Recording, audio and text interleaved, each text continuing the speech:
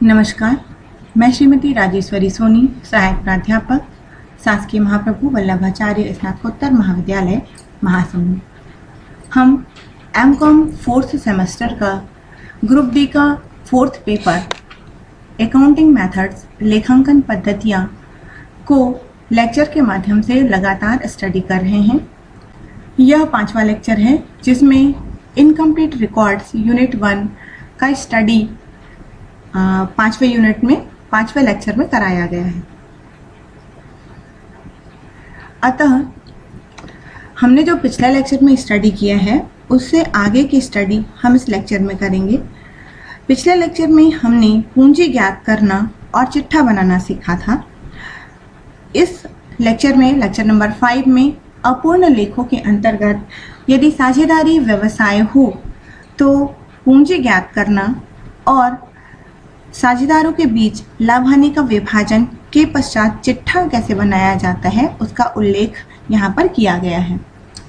तो हम स्टडी करते हैं कि साझेदारी व्यापार में साझेदार किस तरह से एकल प्रविष्टि प्रणाली से उपयोग किए गए आंकड़ों से चिट्ठे को निर्मित करना।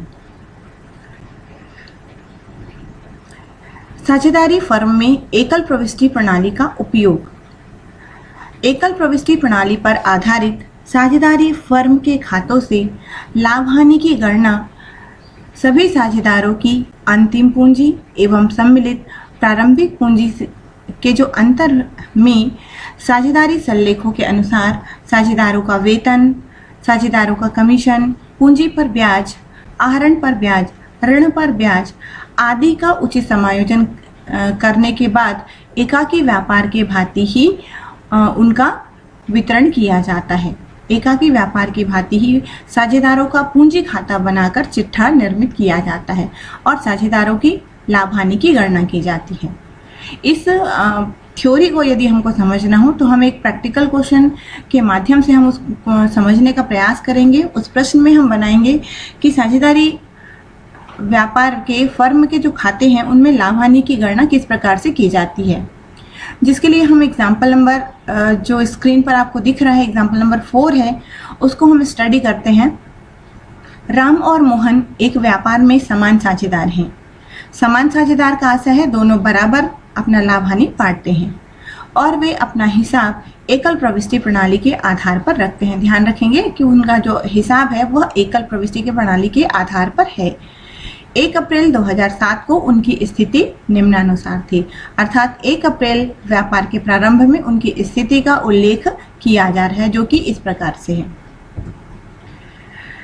1 अप्रैल को जो उसकी स्थिति दिखाई जा रही है उसका चिट्ठा दिखाया जा रहा है। उसमें दायित्व का उल्लेख दायित्व पक्ष में है, संपत्ति का उल्लेख संपत्ति पक्ष में है। जैसे कि आप देख रहे हैं देवी पत्र 3250, लेनदार 10,000 दिखाया गया है और पूंजी बताई गई है 40,000 राम का और मोहन का 35,000। अर्थात यह 1 अप्रैल 2007 का चिट्ठा है, 1 अप्रैल का चिट्ठा है। अतः राम की पूंजी 40,000 प्रारंभिक पूंजी होगी और मोहन की पूंजी 35,000 प्रारंभिक पूंजी होगी। अर्थात प्रारंभिक पूंजी 75,000 अलग अलग साझेदारों का है। आप स्क्रीन पर देख रहे हैं कि 1 तारीख की जो संपत्तियां हैं वह नोट की गई हैं। रोकड़ है 1250 रुपये, बैंक में रोकड़ है 1750 रुपये, प्राप्य पत्र 2000 रुपये, देनदार 25,000 रुपये, स्कंध 16,250 रुपये, फर्नीचर 2,000 रुपये और संयंत्र 40,000 रुपये का और टोटल 88,250 का चिट्ठा आपको 1 अप्रैल को दिखाई दे रहा है। आगे प्रश्न में वह यह कह रहा है कि 31 मार्च 2008 को स्थिति निम्नानुसार थी, अर्थात 31 मार्च की स्थिति आपको दिखाई जा रही है जिसमें आप 31 मार्च 2008 का अवस्था विवरण बनाएंगे, जिसमें आपको संपत्ति और दायित्व को नोट करना होगा और समायोजन को भी नोट करना होगा। तो ये लिखा हुआ है प्रश्न में कि हस्तस्थ रोकड़ 31 मार्च का है 1750 रुपये, बैंक में रोकड़ है 2825 रुपये, प्राप्य पत्र है 13,400 रुपये, देनदार है 17,625 रुपये, स्कंध है 28,000 रुपये, देय विपत्र है 2,950 रुपये। और लेनदार है 10,500 रुपये का। यह पूरे आंकड़े 31 मार्च 2008 के हैं। नीचे इन्फॉर्मेशन में आपको कहा जा रहा है कि वर्ष में प्रत्येक साझेदार ने 2,250 रुपये निकाले। ये 2,250 रुपये आहरण है प्रत्येक साझेदार का। 2 साझेदार हैं तो दोनों ने अलग अलग 2,250 निकाले हैं। उन्हें पूंजी पर 5% ब्याज दिया जाता है, अर्थात पूंजी पर ब्याज की प्रविष्टि हमको करनी होगी। नेक्स्ट, यह तय किया गया कि फर्नीचर पर 5% तथा संयंत्र पर 10% ह्रास अपलिखित किया जाएगा और प्रत्येक साझेदार ने वर्ष में 1,500 रुपये की अतिरिक्त पूंजी लगाई है और ब्रैकेट में ये भी लिखा है कि अतिरिक्त पूंजी पर ब्याज नहीं दिया जाता है, अर्थात आपको जो पूंजी पर ब्याज देना है 5%, यह प्रारंभिक पूंजी पर देना है। इस प्रारंभिक पूंजी पर जो ब्याज है उसकी प्रविष्टि हम लाभ हानि की गणना में भी करेंगे और साझेदारों का पूंजी खाता में भी पूंजी पर ब्याज की प्रविष्टि करेंगे। प्रश्न में आपको निकालना है लाभ हानि का विवरण तथा उस चिट्ठे को तैयार कीजिए, उस स्थिति विवरण को तैयार कीजिए जो सभी समायोजन को प्रभावी बनाने के बाद अंतिम रूप से पुस्तकों में उपस्थित होगा। अर्थात आपको लाभ हानि का गणना करना है और चिट्ठा बनाना है। तो चूंकि एकल प्रविष्टि प्रणाली में जो क्रम है उस क्रम से हम क्या करते हैं, सबसे पहले प्रारंभिक पूंजी की गणना करते हैं, लेकिन प्रश्न में प्रारंभिक पूंजी की गणना दी हुई है 40,000 और 35,000, इसलिए हम प्रारंभिक पूंजी की गणना नहीं करेंगे। हम अंतिम 31 तारीख का अवस्था विवरण बनाएंगे और अंतिम पूंजी की गणना करेंगे। अंतिम पूंजी की गणना के बाद हम लाभ हानि की गणना करेंगे। लाभ हानि की गणना के बाद साझेदारों का पूंजी खाता बनाया जाएगा और पूंजी खाता के बाद फर्म का चिट्ठा बनेगा। तो आइए इस प्रश्न को हल करते हैं। आप इस प्रश्न को ध्यान में रखेंगे कि हम 31 मार्च का अवस्था विवरण से प्रारंभ करेंगे क्योंकि 1 अप्रैल का अवस्था स्थिति विवरण मौजूद है। यह हम हेडिंग लिखेंगे कैलकुलेशन ऑफ क्लोजिंग कैपिटल, अर्थात अंतिम पूंजी की गणना। अंतिम पूंजी की गणना तो लिखेंगे हेडिंग अवस्था विवरण, statement of affair as on 31 March 2008 after adjustment. क्योंकि 31 मार्च का जो अवस्था विवरण है वह समायोजन के पश्चात ही बनता है, पूरे समायोजनों को लेते हुए बनता है। तो हम अवस्था विवरण बनाएंगे 31 मार्च 2008 के लिए। 4 कॉलम खींचेंगे आप। पहला कॉलम दायित्व, दूसरा कॉलम राशि, तीसरा कॉलम है संपत्तियां और चौथा कॉलम है फिर से राशि। इसमें आप 31 मार्च के इंफॉर्मेशन को नोट करेंगे जो कि 31 मार्च का इंफॉर्मेशन आपको प्रश्न में अभी हमने पढ़ा था। तो हमने देय विपत्र नोट किया, बिल्स पेबल 2,950, लेनदार नोट किया हमने 10,500, लिए लेनदार क्रेडिटर्स 10,500। ये दोनों हमने 31 मार्च का इंफॉर्मेशन नोट किया।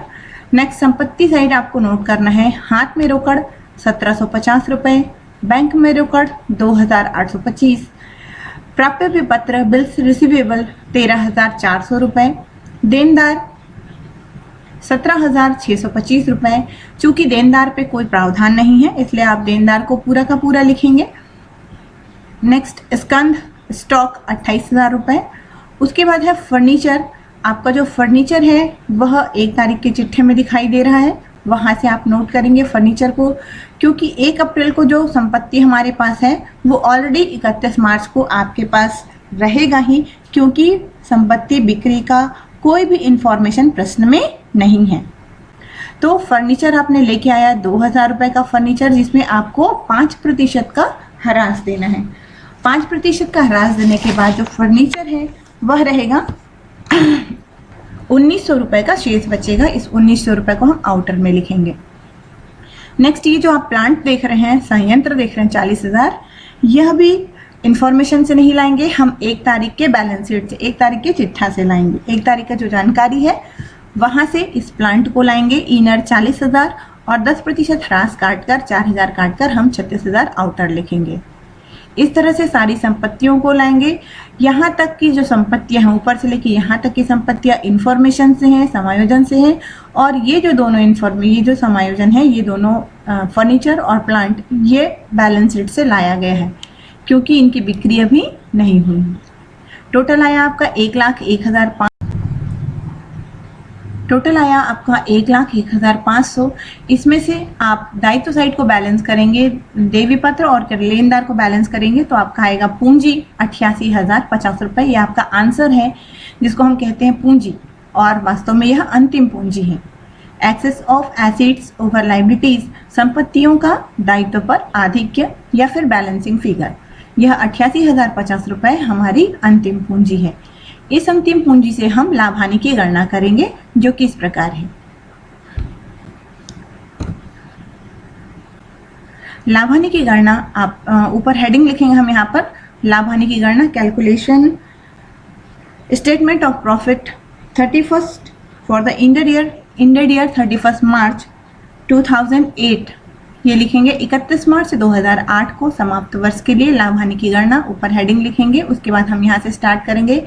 सबसे पहले लिखते हैं अंतिम पूंजी। अंतिम पूंजी 88,050 रुपये जो आपने अभी निकाला है। इसमें हम जोड़ेंगे आहरण। आहरण आएगा आपका राम का 2250 और मोहन का 2250। दोनों साझेदारों ने 2250 रुपये निकाले थे। तो ये आहरण को अंतिम पूंजी में जोड़ते हैं। 88,050 में 4500 को ऐड करेंगे तो टोटल होगा 92,550 रुपये। इस 92,550 रुपये में से आपको कुछ चीज़ें माइनस करनी है, तब लाभ की गणना निकलेंगी, लाभ की गणना होगी। इसमें से हम सबसे पहले घटाएंगे अतिरिक्त पूंजी, जो कि राम का 1500 और मोहन का 1500 रुपये है। यह 3,000 रुपये होगा। अतिरिक्त पूंजी को माइनस किया जाता है, जैसे हम प्रारंभिक पूंजी को माइनस करते हैं वैसे ही अतिरिक्त पूंजी को भी माइनस करते हैं। देखिए प्रश्न में आपको यहाँ पर अतिरिक्त पूंजी दिया हुआ है, ये लिखा हुआ है प्रत्येक साझेदार ने वर्ष में 1500 रुपये की अतिरिक्त पूंजी लगाई, और वैसे ही ये पूंजी पर ब्याज है उसको भी माइनस करना है। ये 5% पूंजी पर ब्याज किसका निकालेंगे? इसका। राम के लिए 40,000 का 5% और मोहन के लिए 35,000 का 5% पूंजी पर ब्याज निकलेगा। तो हम अतिरिक्त पूंजी 1500 राम का, 1500 मोहन का, पूंजी पर ब्याज 5% ये हम माइनस करेंगे, जिसको कैलकुलेशन इस तरह से निकाला गया है वहाँ पे। ये देखिए 1500 प्लस 1500 3,000 रुपये की अतिरिक्त पूंजी घटाएंगे 92,550 में, तो बच गया 89,550 रुपये।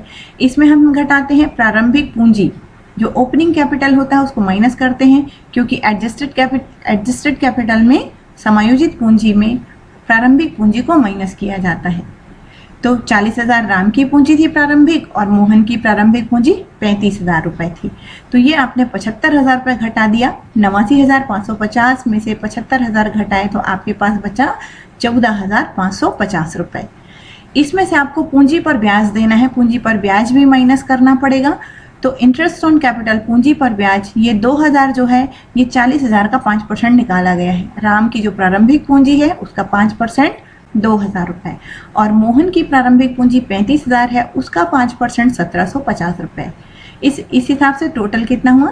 3,750 जो हुआ ये पूंजी पर ब्याज है, जिसको हम 14,550 में से फिर माइनस करेंगे। तो आपका लास्ट आंसर आएगा 10,800, जो कि profit made during the year, यानी कि उस वर्ष का लाभ है 10,800 रुपये। उस फर्म को 10,800 रुपये का लाभ हुआ। इसमें हमने अतिरिक्त पूंजी पर ब्याज को माइनस नहीं किया, क्योंकि प्रश्न में स्पष्ट लिखा है हमको अतिरिक्त पूंजी पर ब्याज नहीं देना है। अब इस 10,800 रुपये के जो प्रॉफिट हुआ है उसको दोनों को आप बांट दीजिए। राम को बांट दीजिए आधा और आधा मोहन को बांट दीजिए, क्योंकि दोनों समान साझेदार हैं। अर्थात राम को मिला 5400 और मोहन को मिला 5400 रुपये का, दोनों का प्रॉफिट मिल गया। इस तरह से इस प्रश्न में लाभ हानि की हम गणना करेंगे। अब साझेदारों का, चूंकि साझेदारों को लाभ मिला है तो साझेदारों की पूंजी खाता हमको बनानी पड़ेगी। उसमें हम इन लाभ के वितरण को और इन सारे इंफॉर्मेशन की एंट्री करेंगे। तो साझेदारों का पूंजी खाता इस तरह से बनाया जाएगा। देखिए स्क्रीन पर आप देख रहे हैं पार्टनर्स कैपिटल अकाउंट, साझेदारों का पूंजी खाता, जिसमें डेबिट एंड क्रेडिट साइड है, और तिथि विवरण, राम का राशि कॉलम और मोहन का राशि कॉलम। इस तरह से डेबिट में 4 कॉलम है और वैसे ही क्रेडिट में 4 कॉलम है, तिथि, विवरण, साझेदारों के पूंजी खाते में क्रेडिट साइड भी 4 कॉलम रहेगा, तिथि, विवरण, राम की राशि और मोहन की राशि। इस तरह से डेबिट और क्रेडिट कॉलम में 4-4 कॉलम बनाना है और हमको पूंजी की एंट्री करनी है, साझेदारों की पूंजी की प्रविष्टि करनी है। देखिए, सबसे पहले पूंजी खाता में समाकलन में क्रेडिट साइड सबसे पहले लिखा जाता है। 1 अप्रैल की जो उनकी पूंजी होती है उसको लिखा जाता है आधी के नीचे लाया, बैलेंस ब्रॉड डेबिट। तो बैलेंस बीडी है राम का 40,000 और मोहन का 35,000, ये दोनों की प्रारंभिक पूंजी को हम लिखते हैं। उसके नीचे उन दोनों ने नगदी कैश अतिरिक्त पूंजी और लगाया है, तो उसको हम लिखेंगे रोक लेखा को बाय कैश अकाउंट 1500 रुपये और 1500 रुपये का उन्होंने अतिरिक्त पूंजी और लगाया है। उसके बाद उनको इसी पूंजी पर, प्रारंभिक पूंजी पर ब्याज मिला है, जिसको हम लिखेंगे इंटरेस्ट ऑन कैपिटल। ये क्रेडिट साइड ही नोट होगा क्योंकि उनकी पूंजी प्लस अतिरिक्त पूंजी प्लस पूंजी पर ब्याज प्लस प्रॉफिट, ये सारी चीज़ें क्रेडिट में नोट करेंगे हम। तो by interest on capital account पूंजी पर ब्याज खाता को 2000 और 1750 रुपये, ये हमने कैसे निकाला था? 40,000 का 5% 2000 और 35,000 का 5% 1750 रुपये, ये पूंजी पर ब्याज है। अब हमने उनके जो प्रॉफिट बांटा है उस प्रॉफिट को नोट करेंगे, प्रॉफिट भी उनका पैसा है। तो लाभानी खाता को 5400 रुपये और 5400 रुपये प्रॉफिट हमने उन दोनों को बांट दिया। इस तरह से उनका टोटल क्रेडिट साइड में जितना अमाउंट है 48,900 राम का और 43,650 रुपये जो है मोहन का टोटल आता है। इस टोटल में से उन्होंने आहरण किया है, ड्राइंग किया है। आहरण खाता से 2250 रुपया निकाल लिया है और मोहन ने भी 2250 रुपया निकाल लिया है। तो बैलेंस कितना बचता है? उसके पूंजी खाते का बैलेंस बचता है 46,650 रुपये राम का और मोहन का 41,400 रुपये। ये जो दोनों का पूंजी आया है, इसी पूंजी को हम चिट्ठे में नोट करेंगे। जब हम राम और मोहन के साझेदारी फर्म का चिट्ठा बनाएंगे तो उसमें राम की पूंजी 46,650 और मोहन की पूंजी 41,400 रुपये हमको आंसर नोट करना है। तो इस तरह से हम राम और मोहन का हम चिट्ठा बनाएंगे, राम और मोहन के फर्म का चिट्ठा, balance sheet of Shri Ram and Mohan firm. इस बैलेंस शीट को हम किस तारीख के लिए बनाते हैं? 31 मार्च 2008 के लिए, यानी कि वर्ष की अंतिम तिथि के लिए बनाते हैं। और इस अंतिम तिथि में चिट्ठा अपने प्रारूप में बनता है। सबसे पहले हम लिखेंगे अंतिम देवी पत्र 2950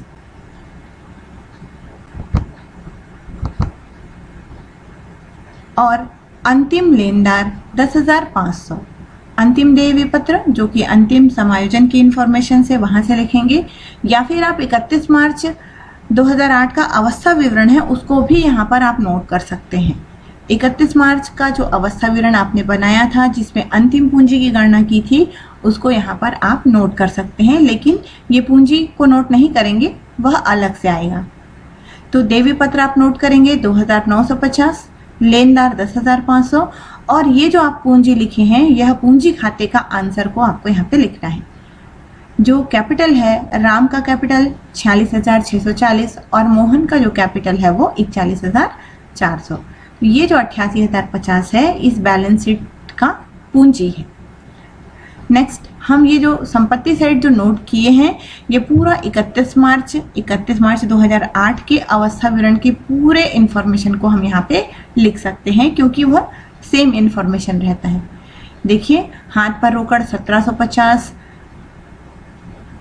बैंक में रोकड़ 2825, प्राप्य पत्र आपका इंफॉर्मेशन में था 13,400, देनदार 17,625, बिना समायोजन के देनदार था, स्कंद आपका था 28,000, फर्नीचर पर 2,000 के फर्नीचर जो आपने बैलेंस शीट से लाया था उसमें 5% ह्रास काट के 1,900 और 40,000 के प्लांट पर 10% ह्रास काट के 36,000 रुपये जो आपने नोट किया था 31 मार्च 2008 के अवस्था विवरण में, उसको यहाँ पर आप नोट कर सकते हैं।